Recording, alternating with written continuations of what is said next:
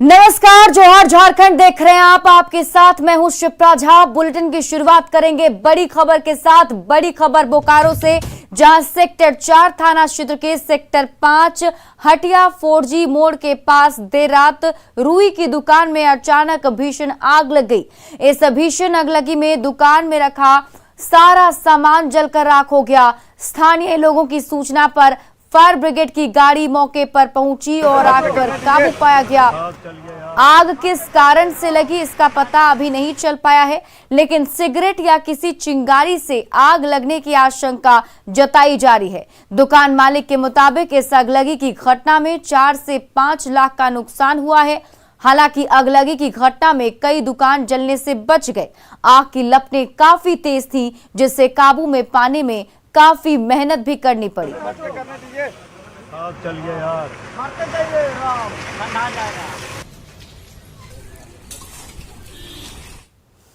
और इसी बीच एक और बड़ी खबर आपको लोहरदगा से बता दें। लोहरदगा में बीजेपी बूथ अध्यक्ष की गोली मारकर हत्या कर दी गई है। लोहरदगा से बड़ी खबर आपको बता रहे हैं, बीजेपी बूथ अध्यक्ष की गोली मारकर हत्या कर दी गई। रिम्स ले जाने के दौरान मांडर के पास उनकी मौत हो गई। रात में अपराधियों ने सिर में गोली मारी थी। मृत बीजेपी बूथ अध्यक्ष का नाम रत्नू महतो बताया जा रहा है। लोहरदगा के कुडू थाना क्षेत्र का ये मामला है, जहां बीजेपी के बूथ अध्यक्ष को गोली मार दी गई, जिन्हें गंभीर हालत में अस्पताल ले जाया जा रहा था। तभी रास्ते में ही उनकी मौत हो गई। फिलहाल हत्या की वजहों का खुलासा नहीं हो पाया है। हत्या किस वजह से की गई है, इसकी जानकारी नहीं मिली है। जामताड़ा के कर्माटांड थाना क्षेत्र से मध्य प्रदेश पुलिस की टीम ने 3 शातिर साइबर अपराधियों को गिरफ्तार किया। इनके पास से पुलिस ने 9,96,000 रुपए कैश जब्त किया है। तीनों ने फर्जी बैंक अधिकारी बनकर रीवा के रिटायर्ड डॉक्टर PC द्विवेदी के बैंक खाते से 9,96,000 रुपए की ठगी कर ली थी। इस मामले में मध्य प्रदेश पुलिस की टीम ने जामताड़ा में कार्रवाई की है।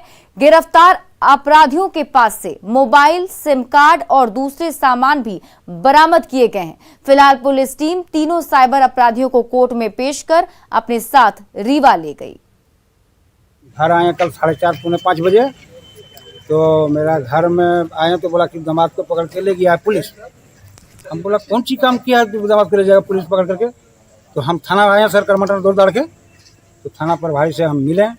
तो थाना प्रभारी बोला कि ये तो साइबर वाला थाना है, कौन बड़ा ऑफिसर का पैसा मार लिया है। तो हमला फ्रॉड का है, फ्रॉड का मैटर है। हाँ, अस्थिर रही है ना थोड़ा। हमने साइबर क्राइम किया था। हाँ, कौन?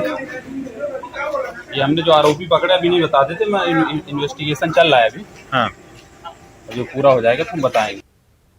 माइनिंग सेक्रेटरी पूजा सिंघल के पति अभिषेक झा से आज फिर ईडी की टीम पूछताछ कर रही है। दरअसल ईडी की टीम ने अभिषेक झा से जो सवाल पूछे, उनके जवाब से वो संतुष्ट नहीं दिखी।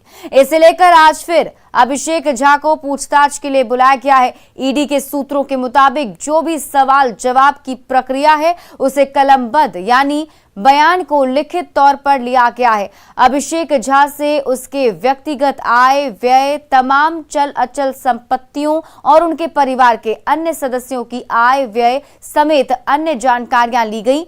इधर अभिषेक झा के सीए सुमन कुमार सिंह से भी आज दूसरे दिन रिमांड में ईडी की पूछताछ जारी रहेगी।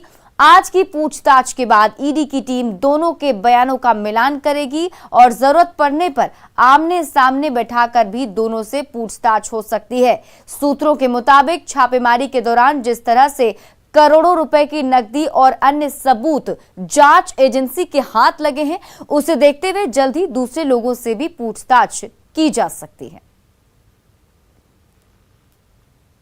अब आपको बताते हैं कि इस मामले में अब तक क्या कुछ हुआ है। सीए सुमन के रिमांड का आज दूसरा दिन है। हम आपको बता रहे हैं कि अब तक क्या कुछ हुआ। तो सबसे पहली बात इसमें यह कि सीए सुमन की रिमांड का आज दूसरा दिन है और रिमांड पर सीए सुमन से पूछताछ की जाएगी। कल अभिषेक झा से भी पूछताछ की गई थी। सवालों के जवाब से असंतुष्ट अधिकारी दिखे थे, जिसके बाद यह बताया जा रहा है कि अभिषेक झा से आज भी पूछताछ करेगी और खर्च संपत्ति के बारे में पूरी जानकारी ली जाएगी। सभी सवालों के लिखित जवाब अभिषेक झा से लिए जाएंगे। सुमन और अभिषेक से अलग अलग पूछताछ भी की जाएगी। ये पूरी प्रक्रिया अभी आज होने वाली है। इसके अलावा अगर टीम को जरूरत पड़ी तो आमने सामने बिठाकर भी दोनों से पूछताछ की जाएगी। हर इनपुट को खंगालने में जांच एजेंसी जुटी हुई है।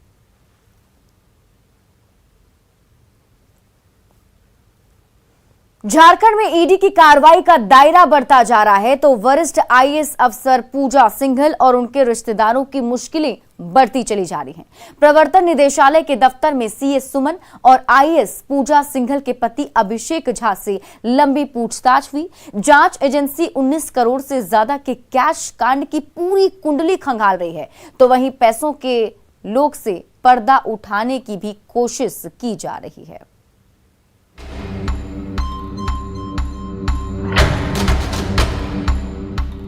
झारखंड की आईएएस अधिकारी पूजा सिंघल, पति अभिषेक झा और उनके परिजनों की मुश्किलें बढ़ गई हैं। ईडी जांच में मिले दस्तावेज और करोड़ों रुपए की बरामदगी के बाद सीए सुमन कुमार को 5 दिनों की रिमांड पर लिया गया। तो वहीं रविवार को सीए सुमन से ईडी के जोनल ऑफिस में लंबी पूछताछ की गई। इंटरोगेशन में घर से बरामद कैश के साथ ही संपत्ति के कागजातों के बारे में जानकारियां जुटाई जा रही हैं। अब तक सुमन इन पैसों को खुद का बता रहा है, लेकिन सूत्रों से मिली जानकारी के मुताबिक इन पैसों और बेनामी संपत्ति के पीछे कोई और है, जिसे लेकर पूछताछ शुरू हुई। सीए सुमन कुमार से ईडी दफ्तर में पूछताछ हुई। आईएएस अधिकारी पूजा सिंघल के पति अभिषेक झा से भी इंटरोगेशन हुआ है। दोनों की पूछताछ की वीडियो रिकॉर्डिंग भी की गई है। बड़े अधिकारियों से संपर्क को खंगाला जा रहा है, जबकि जब्त दस्तावेजों और पैसों के स्रोत को लेकर ईडी की पूछताछ हुई। जो दस्तावेज मिले हैं उनका भी मिलान किया गया है, जिसके बाद तथ्यों के आधार पर सुमन से पूछताछ हुई। ईडी ने पूजा सिंघल के पति अभिषेक झा को भी समन जारी कर लंबी पूछताछ की है। उम्मीद जताई जा रही है कि अभिषेक झा के पल्स हॉस्पिटल से जुड़े कई राज सामने आ सकते हैं। खुलासा सुमन के साम्राज्य को लेकर भी किया गया है। सीए सुमन के घर और दफ्तर के पते पर कई कंपनियां निबंधित हैं। सीए सुमन का भाई पवन कुमार सिंह कई कंपनियों में निदेशक है, जबकि आईएएस पूजा सिंघल की रिश्तेदार सीपिका और कमलेश सिंघल भी निदेशक हैं। सभी कंपनियों का पता सुमन कुमार, सर्कुलर रोड, रांची के नाम पर दर्ज है। जाहिर तौर पर झारखंड की बड़ी अधिकारी पूजा सिंघल के लिए मुश्किलें कतई कम होने वाली नहीं। संबंधियों के तार से लेकर पूजा सिंघल के पति की तो कुंडली खंगाली ही जा रही है। पैसों के उस लोक से भी पर्दा हटाने की कोशिश हो रही है, जिसके जरिए अब तक 19 करोड़ से ज्यादा कैश जब्त किए जा चुके हैं। रांची से न्यूज़ 18 के लिए अविनाश कुमार की रिपोर्ट। चुनाव आयोग के नोटिस का जवाब देने को लेकर मुख्यमंत्री हेमंत सोरेन की अब उल्टी गिनती शुरू हो गई है। 10 मई यानी कल तक हेमंत सोरेन को खदान लीज मामले में अपना जवाब देना है। अब इस बीच राजनीतिक गलियारों में हेमंत सोरेन के समक्ष विकल्प को लेकर चर्चा होने लगी है। ये रिपोर्ट देखिए।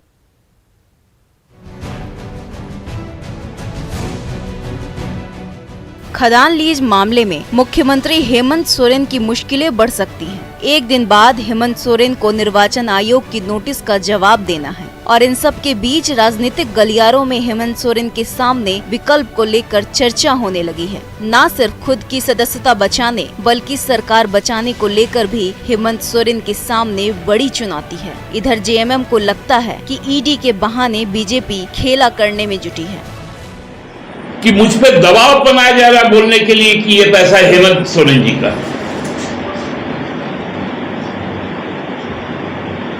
उसकी स्वीकारोक्ति है और ये मेरे सामने नहीं है, प्रेस के सामने है। आज वो हिरासत में है, उससे सवाल जवाब हो रहे हैं।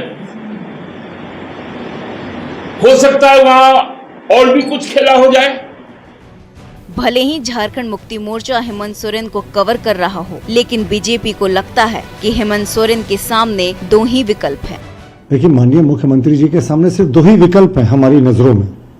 एक, या तो वो इलेक्शन कमीशन के निर्णय आने के बाद इस्तीफा दे दे, या दूसरा, अगर वो इस्तीफा नहीं देते हैं तो उन्हें गवर्नर डिसमिस करेंगे। तो 10 मई के बाद झारखंड में क्या हो सकता है? ऐसा भी हो सकता है हेमंत सोरेन सदस्यता जाने के बाद भी मुख्यमंत्री के पद पर बने रहने का दांव खेल सकते हैं। मुख्यमंत्री पद से हटाए जाने के बाद नए नेता के साथ बहुमत का दावा कर सकते हैं। राज्य में राष्ट्रपति शासन लगाने की संभावना। गठबंधन के नए नेता के तौर पर सांसद शिबू सोरेन के नाम पर सहमति बनाने की उम्मीद। राजभवन के द्वारा नई सरकार के गठन का बुलावा नहीं आने पर राज्य में बड़े आंदोलन की संभावना। झारखंड में सियासी हलचल तेज है। 10 मई को सत्ताधारी और विपक्ष दोनों की नजरें टिकी हैं। देखना होगा हेमंत सोरेन क्या जवाब दाखिल करते हैं, निर्वाचन आयोग क्या फैसला लेगा। रांची से अविनाश कुमार की रिपोर्ट, न्यूज़ 18। बाबूलाल मरांडी के खिलाफ दल बदल मामले में स्पीकर न्यायाधिकरण में आज भी ऑनलाइन सुनवाई होगी। ये सुनवाई कांग्रेस विधायक दीपिका पांडे सिंह और प्रदीप यादव की याचिका पर होगी। इससे पहले शुक्रवार को हुई सुनवाई में बाबूलाल मरांडी की प्रारंभिक आपत्ति को अस्वीकार कर दिया गया। अब उनके खिलाफ मुकदमे की मेरिट पर सुनवाई होगी। आपको बता दें कि 10वीं अनुसूची में बाबूलाल के खिलाफ कुल 4 अलग अलग याचिकाएं दायर की गई हैं, जिसमें राजकुमार यादव और भूषण तिर्की की याचिका पर शुक्रवार को सुनवाई की गई थी। हालांकि बाबूलाल मरांडी ने स्पीकर की मंशा पर पहले ही सवाल उठाए थे और मामले में जबरन शिकायतकर्ता खड़ा कराने का आरोप लगाया था।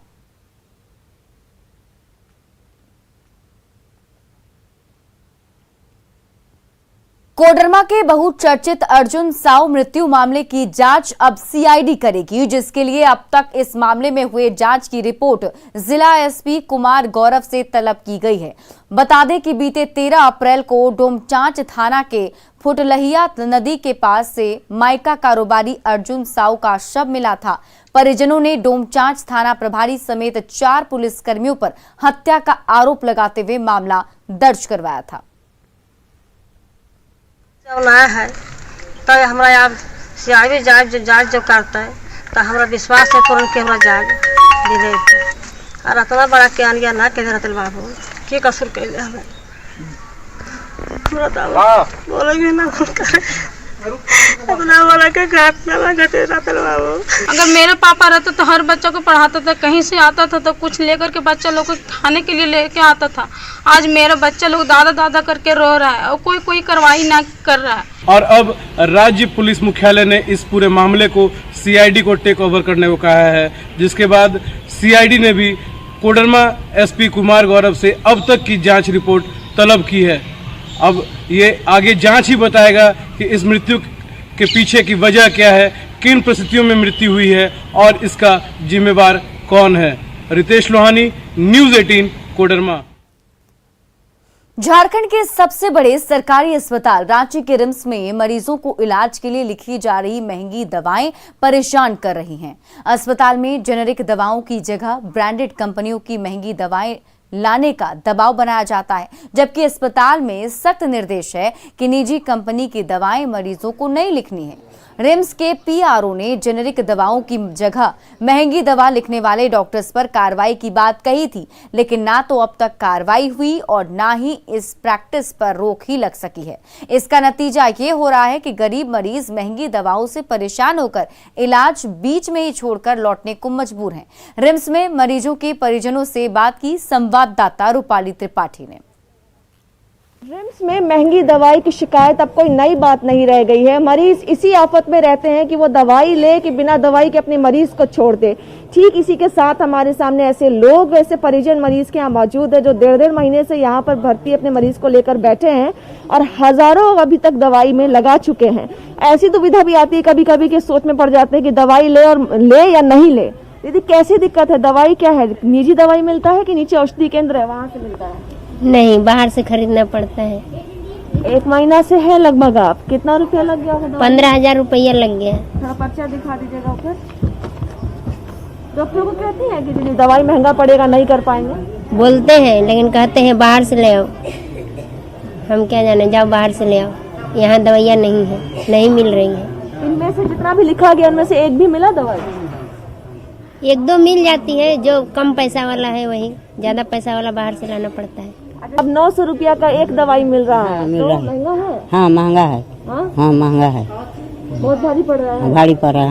हाँ दिखाएगा आदमी, खाएगा कि दवाई करेगा, यहाँ पर सब चीज खाएगा कि नहीं। देखिए हॉस्पिटल की ओर से सख्त निर्देश है कि जो डॉक्टर्स है वो जितना हो सके वो जेनेरिक दवाई लोगों को प्रिस्क्राइब करे, ना कि निजी महंगी दवाई प्रिस्क्राइब करे। इसकी शिकायत लगातार सालों साल से यहाँ पर हो रही। से पहले भी हमने इस बारे में खबर किया था, जहाँ रिम्स के पीआरओ ने कहा था कि इसका संज्ञान लेंगे और जल्द से जल्द समाधान निकालेंगे, पर अभी भी वही स्थिति बनी हुई है। जो सीनियर डॉक्टर्स हैं वो जेनेरिक दवाई को पीछे छोड़कर अधिक मात्रा में निजी दवाई यहाँ पर प्रिस्क्राइब कर देते हैं। कैमरा पर्सन संत के साथ रूपाली त्रिपाठी, न्यूज 18 रांची। रांची में किशोरों के टीकाकरण की रफ्तार धीमी पड़ गई है। सिर्फ 24% बच्चों को कोरोना का टीका दिया गया है। एक स्कूल में टीकाकरण को लेकर बच्चों से बात की हमारी संवाददाता रूपाली त्रिपाठी ने।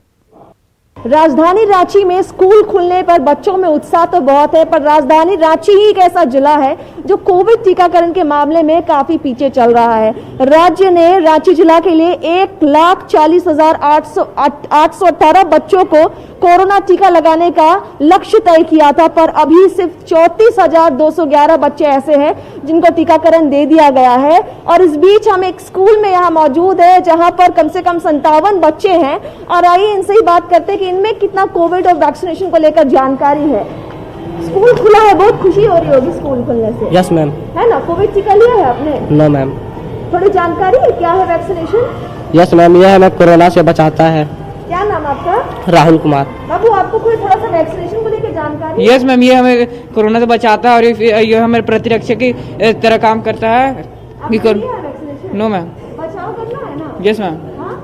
आइए इस बीच हम यहाँ के शिक्षक से भी बात करेंगे जो कोविड टीका को लेकर बच्चों को एक अवेयरनेस तो दे रहे हैं, बता रहे कि क्यों आखिर कोविड वैक्सीनेशन बच्चों के लिए इम्पोर्टेंट है।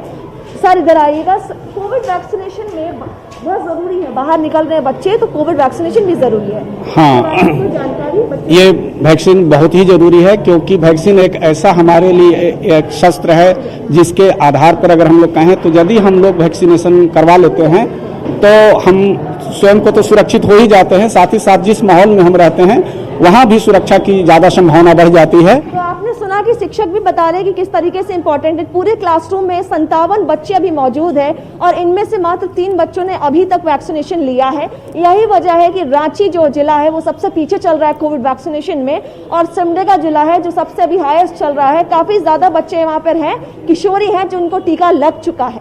कैमरा पर्सन संत के साथ रूपाली त्रिपाठी, न्यूज 18 रांची। और फिलहाल इस बुलेटिन में अभी के लिए बस इतना ही, लेकिन न्यूज 18 बिहार झारखंड पर खबरों का सिलसिला लगातार जारी है।